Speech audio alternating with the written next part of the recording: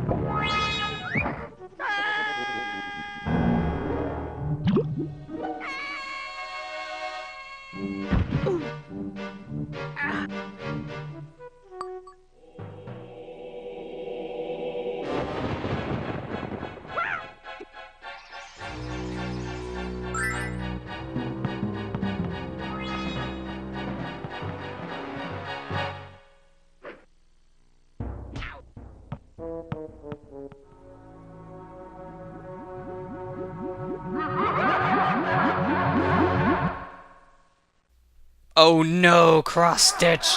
What have you done? You made the world all red and gloomy, you evil hand. Doesn't sound as menacing when you say that out loud. Probably sounds better on paper. Anyways, welcome to the world of Glover. Right now it's pretty gloomy, but later on it'll get pretty nice and cheery. Hi, my name is Mr. Tip. If you want any hints, just speak to me. You can do this by standing near me and pressing the B button. Oh, by the way, you can press and hold B if you ever lose your ball. Good luck. So let's do that right now. As you can see, there's a ball right there.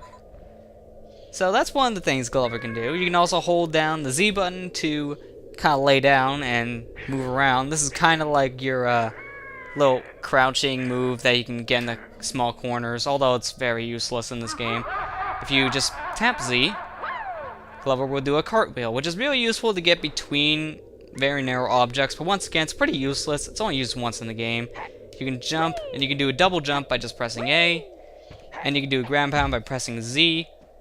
So Glover has a pretty good move versatile, and this is your ball here. If you press the L button, you get on top of it like this, and you get to ride around.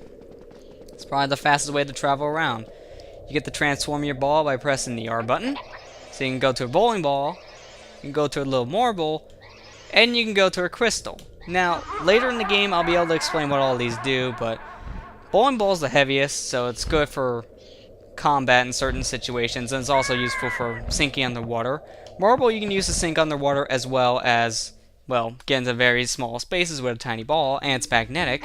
And then the crystal is the most fragile, and it's the one you don't really want to use, but there is one certain circumstance where we can use it, and I'll be able to show it off once we get to the first level. So you can bounce around here by pressing the B button. If you hold the B button, Glover will throw the ball. If you're standing near it and you press the Z button, oh no, it's not the Z, I think it's B then. Yeah, it's B. If you're standing right next to the ball and then you press the B button, then he'll grab it instantaneously. Now, I kind of forgot what to do with that because I usually never do that. I usually just walk up to it and I jump right on the ball or just grab it with Glover right near it. And right here, this is a ball switch. If you see a switch for a target on it, you need to use your ball in order to trigger it. Doing so, certain events will happen, like right here, the sand fills up and we can get across now pretty easily. As you see, we get to a body of water right here. As soon as we enter the body of water, Glover will stand right on top of his ball. But if you're using the marble or the bowling ball, he can still roll around with it normally, and you move slower underwater like this, but at the same time, you can still get your ball underneath there, so that's pretty useful. But let's go ahead and ground pound these. That tip would also tell you to just look around until you find a switch like this. If you see a switch with a star on it, just like this one, this is a Glover switch where you need to ground pound it. Doing so, you can go ahead and activate certain events like a switch moving, just like that. So the ball switches and the Glover switches are two ways where they try to make the platforming in these levels actually pretty different. And if you see a switch like this, you need to hit it with your ball just like we did before, but there's two variations of this kind of target switch. Besides the one we see in a little coaster, there's also a kind where it'll just be sitting there on the ground and then one on the wall. So sometimes you might just have to throw your ball at it. And with that, we're done with the level. When you see this green crown, that's when you know you're at the end of the level. And you need your ball in order to clear it. But there you go. That was the training level, so that just gets you familiar with the controls. There's one control I didn't go over in that level, and that's the slap with the ball. If you hold down the A button, Glover would do this little motion where you can aim and then you can slap your ball. It's really only used for getting your ball across little small gaps, but if you press it real quick, you throw it up in the air like that, which could be pretty useful in certain circumstances, but not really something I use all the time. I usually just bounce and then throw the ball midair. But if you have one of these balls, you want to take it into this cavern here because he'll transform back into a crystal, and another world will be opened up to you. So now we can explore our first actual world. And this is the wizard right here, so this is how he looks when he's frozen. And look at Glover sitting at that pond, looking all fancy and stuff. But yeah, that's our wizard right there, all turned into stone. That's why we need to get back all those crystals, because all those crystals will be able to heal the guy. So we need to go around to the different levels, and we need to beat them in order to get the crystals out of there. That's the only way we can bring them back. There are 3 levels in each world and then a boss. There's also a bonus for each world, but we're not going to cover the bonuses until after this whole entire game is done. I'll cover that on the bonus part. As you can see, we have 1, 2, 3, exclamation point, which that's the boss, and question mark, which that's the bonus level. So let's just head right into the first world and not delay any longer, because I've delayed this for long enough. So here we are, the first level of Glover. And the first level is a water level. Not full-on water, but it's a water-themed area. So we will be running into some areas with water we have to go through with the ball. So that's pretty interesting. At the same time, it's a pretty enjoyable first world. And when you ever see a ball icon like that in the level, that's an extra life, and it'll give you 500 points. Points in this game actually do matter. I mean, you don't have to get all the points to get certain things unlocked, but the more points you get, the more lives you get. And I think it's with every... It's either 1,000 or 10,000. We'll find out. But I think it's 10,000 that you get an extra life. As you can see, I'm collecting these cards here, which are called Garibs. And if you collect them with the crystal, you get a multiplier. So that would normally be 20 with the ball, but instead, it's 20 times 2, so it's 40. So that's a way we can rack up a bunch of points, and that's the only real use of the crystal. You only really want to use it to collect these cards to get more points. That's it. Also, I'm going to drop off my ball right here. Stay there, ball. I'll be right back. If you collect one of these cards by itself, you'll get a measly 10, then a 50, and then 100 if you collect them in a chain. You gotta collect these things in a chain to get a higher point value. That's how it works. These Garibs are not needed to beat the game. You do not need to collect any of these things in order to beat it. But if you want to get those bonus levels, you gotta collect these things. You need to collect all the Garibs in each level in order to unlock the bonus level for the end of the world. And there's 3 levels, so that's a lot of Garabs. For the Let's Play, I will be doing that. And in easy mode, you're lucky because you actually get a Garab locator. But in normal mode, they take that away. There's a glitch though where you can put the Garab locator in normal mode and not have a penalty for it. So I'm going to be showing off that glitch probably at the start of the next episode. And also, that's how you get to see one more move Glover has, which is the Garab locator. But we're almost to the end of this level now. The first level is very short. It's really just to get you familiar with the level layout, how it will work. It's pretty linear. You go from point A to point B. And along the way, you have these little platforming challenges you need to go through. And you collect these Garabs in order to, well, 100% the game. So let's hit this and... come on. Oh. I was mashing the Z button there because Glover can actually cartwheel in the middle of that cutscene. Like he kind of just did going out of it since I was mashing the button. When he does that, it looks pretty funny because he cartwheels in the middle of the animation, so he'll land up like in the water or something, and it's really bizarre. As you see, once you collect all the Garabs in the level, Glover will give you a cool sign, showing you that you collected them all, plus your total number there will be flashing. So there's another way you can figure it out, but there you go. We're at the end of the level.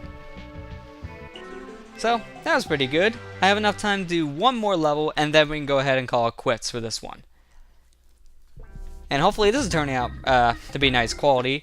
I'm using the old TV tuner, so this is the first Let's Play in a long time I've used this card. The last time I've used this was probably Banjo-Kazooie, and I didn't even use it for the full Let's Play, so... that's a pretty long time, in my opinion. So it feels good to use this thing, and luckily I found a new software to use for this thing. I have not found a single piece of software that works for this thing effectively until now.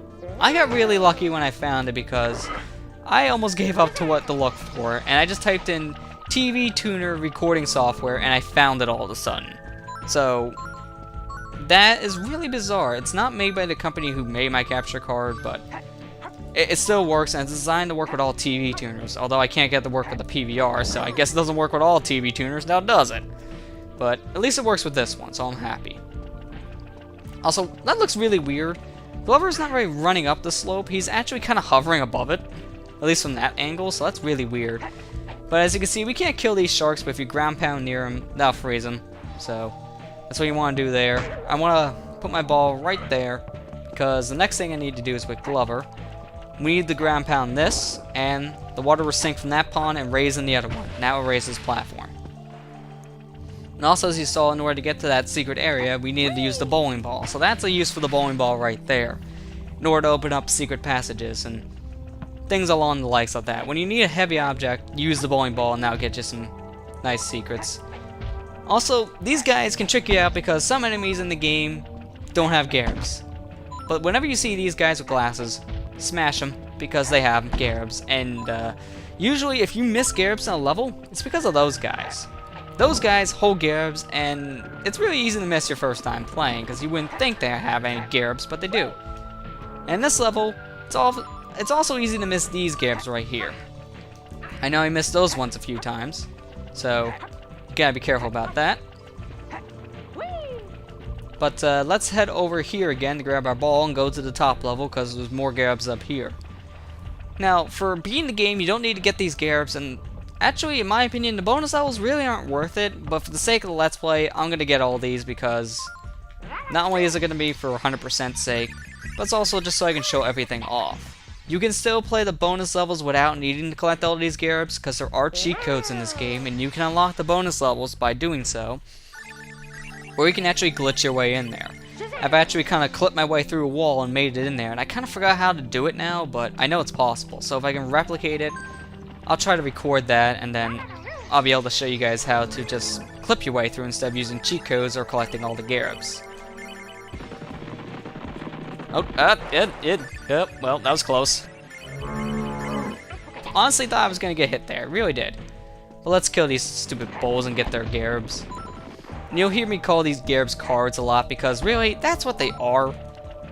They're cards. So I'm just going to call them cards. I mean, that's what my friend Jared called these things. He did a blind Let's Play of this game on his channel about a year ago, and I recommend you guys go check it out. It was a good Let's Play. Pretty enjoyable to watch. But he called them cards for quite a long time, and I don't blame him because really, the game doesn't really tell you flat out what these things are unless you go talk to one of the Mr. Tips. So, first-time players might not talk to a Mr. Tip that'll tell them this, and they will have no idea what these things are called. I mean, the first time I played, I had no idea because I skipped that Mr. Timp. Mr. Timp. Mr. Timp, how are you doing today? Just sounds funny when you say it like that. Mr. Tip is what I meant to say. But also, I didn't explain these things. These little, rainbow-like circles in the sky, those are checkpoints. You need to pass your ball through those in order to activate the checkpoint. So usually the best thing to do is bounce right through them. And then you'll get yourself a checkpoint. And plus, there's another trick too. If you pause the game, you can actually check how many checkpoints you have. Now your spawning point counts as a checkpoint, so that's why it says 3 even though there was only 2. But you can actually go ahead and select the checkpoint, press the A button above it, and you'll respawn here with no penalty. So that's very useful, especially for speedrunners, because if you want to speedrun this game, you really get to use that checkpoint feature a lot. It just helps you with the backtracking overall, it really does. And plus, there's a power right here to get to the end of the level, but I'm going to show you guys you don't need it. But I'm going to get it anyways, because I want to show it off. But if you bounce your ball over here like this, and miss apparently like me, you can actually land right into that area where the goal is. So actually the best bet, bounce your ball, get ready to throw it, and throw it right in. Then you can just jump right in there, no problem. But I'm going to go in there now in the normal way. I just want to show you guys how you can skip that. But as you see, there's arrows showing that we need to move this. But if we try to push it, it doesn't really budge. Just Glover slides down pretty far. But I want to grab this here. Now also counts for points. So that's how I got that extra life. But now we're gigantic. This gives Glover extra strength. So we can go ahead and push heavy objects like this. And that's how we get to the end of the level. We just push this all the way to the right. And then we can climb up here, grab our ball, and call it a day. So there you go. Easy as that.